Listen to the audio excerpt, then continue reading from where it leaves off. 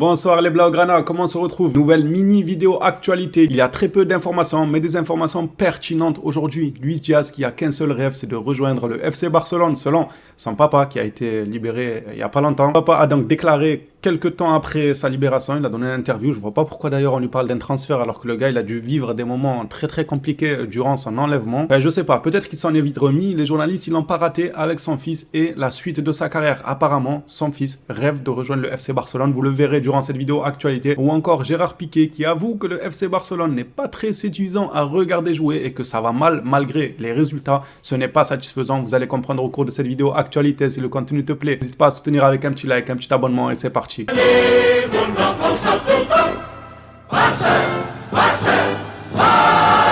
Commençons avec la déclaration du papa de Luis Diaz. Bien évidemment, on est content que tout est rentré dans l'ordre pour le papa de Luis Diaz qui a été libéré. Pour ceux qui ne savent pas, il y a quelques semaines encore en arrière, il avait été enlevé. Aujourd'hui, il est libre et tant mieux. Manuel Diaz, père de Luis Diaz, déclare: le rêve de Luis est d'être un joueur du Barça. Si l'occasion se présente, il n'aura pas de problème à rejoindre Barcelone. Alors, beaucoup y verraient une déclaration comme une autre. Et le joueur rêve de rejoindre le Barça et tout. Mais si on remonte dans le temps, le moment où Luis Diaz a rejoint Liverpool, nous, on avait acheté Ferran Torres. C'est quoi cette gestion catastrophique? Il n'y a rien qui va. À quel moment? Genre, il y avait Luis Diaz sur le marché. Alors, ils avaient des échos que Liverpool tâtait un peu le terrain chez Luis Diaz parce que tous les clubs sont au courant. Croyez-moi que quand il y a des négociations dans le foot, en tout cas quand c'est des petites pépites et tout le monde est au courant. Tout le monde est au courant que lui est en train de travailler sur un tel ou un tel dossier, à moins que tu travailles avec un agent. C'est un crack et il arrive à faire taire tout le monde et donner aucun filon aux journalistes. Mais en général, tout le monde a ses propres informateurs et ils sont au courant. Donc le Barça devait savoir qu'il y a Luis Diaz qui est en train de négocier, qui est probablement proche d'un départ. Et nous, au lieu d'aller sur ce dossier-là pour ramener Luis Diaz qui rêve de Barcelone, s'il aurait eu le choix entre le Barça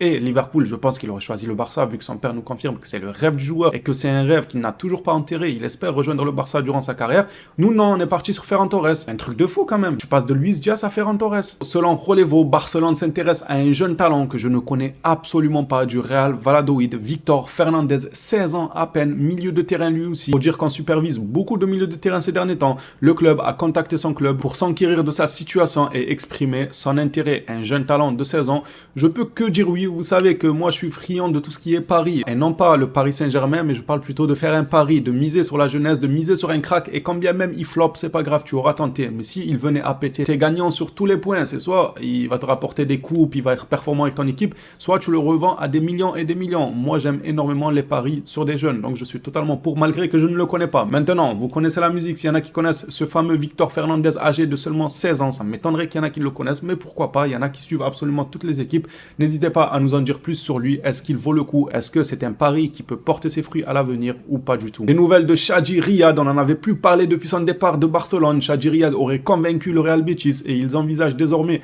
d'activer l'option d'achat dès que possible. L'option d'achat s'élève à 3 millions pour seulement 50% du joueur, donc le Barça garderait 50% de leur côté. Le Barça posséderait donc 50% du joueur et une option de rachat à 7 millions. C'est plutôt sympa. Le joueur, si jamais son option d'achat allait lever, comme nous indique Mundo Deportivo, il pourra continuer à avoir des minutes de temps de jeu du côté du Betis, donc progresser tout en ayant une clause de rachat du côté du FC Barcelone. C'est super intéressant parce que de notre côté, il faut dire qu'on avait tellement de défenseurs centrales qu'ils n'auraient pas eu beaucoup de minutes. Moi, je trouve ce deal-là super intéressant. Quand bien même il lève son option d'achat, on garderait quand même une option à 7 millions de rachat ou 50% du joueur. Une information réchauffée, on en a parlé récemment. FF Polo nous reparle du jeune Savinho. Le Barça apprécie beaucoup l'ailier de Gérone, Savinho, mais l'intérêt pour lui est froid et le club est conscient de la difficulté de l'affaire. Pour terminer cette petite vidéo actualité, on va finir par la déclaration de Gérard Piqué qui avoue que le jeu du Barça n'est pas flamboyant. Le jeu n'est pas celui auquel on s'attend en regardant le Barça. C'est l'habitude, la demande est maximale dans ce club et même si au niveau de ses résultats, ils ne sont pas si mauvais, on ne va pas dire le contraire. Au niveau des résultats, on l'a compris que c'était pas mauvais, on n'est pas aveugle, on voit que c'est tout de même bien dans un moment aussi difficile que ça. Nous, ce qu'on reproche, c'est que le moment difficile, il tarde depuis bien longtemps. C'est comme là récemment dans les commentaires, il y a à peine quelques vidéos en arrière, et Naïm a dit « Ça y est, vous vous plaignez parce qu'on a joué mal les 2 derniers matchs. » Pardon. Comment ça, parce qu'on a joué mal les 2 derniers matchs? Enfin, je sais pas, on regarde pas les mêmes. Les 2 derniers matchs, on a joué mal. Donc avant, on jouait super bien.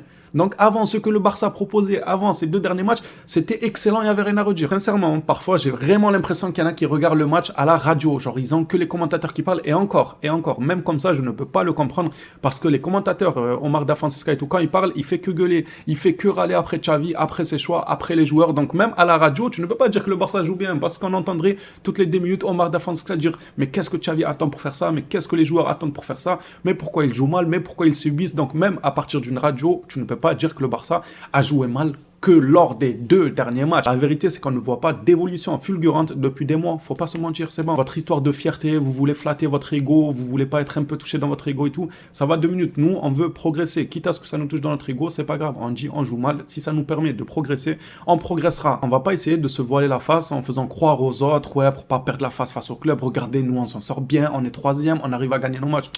Non, non, non, non, non, le Barça va mal, ils produisent du mauvais jeu, on ne voit pas de progression forcément depuis des mois, même si les résultats sont là. Je peux comprendre ceux qui disent qu'on se contente que du résultat, ça c'est eux et leur exigence. Si ça leur fait plaisir que le Barça gagne les matchs et ça suffit, même si on joue mal, c'est tant mieux pour eux. La vérité c'est qu'il y a 2 camps dans les supporters du FC Barcelone, ceux qui veulent gagner en voyant du football et ceux qui veulent gagner coûte que coûte, même s'il n'y a pas de football. Ça c'est à l'appréciation de chacun, j'ai envie de dire, on ne peut pas changer les avis des gens, chacun son avis sur ça. Piqué finit par dire les sensations ne sont pas si bonnes, mais bien sûr que les sensations ne sont pas bonnes. Prions pour que l'avenir soit meilleur, qu'on voit une évolution dans le jeu, que les joueurs se reprennent, que le coach soit un peu moins têtu, que la gestion s'améliore. On attend tous ça. Les phénomènes de cette vidéo actualité touchent à sa fin. Merci à tous ceux qui soutiennent les vidéos régulièrement. On s'attrape à la prochaine. D'ici là, prenez soin de vous les Blaugrana.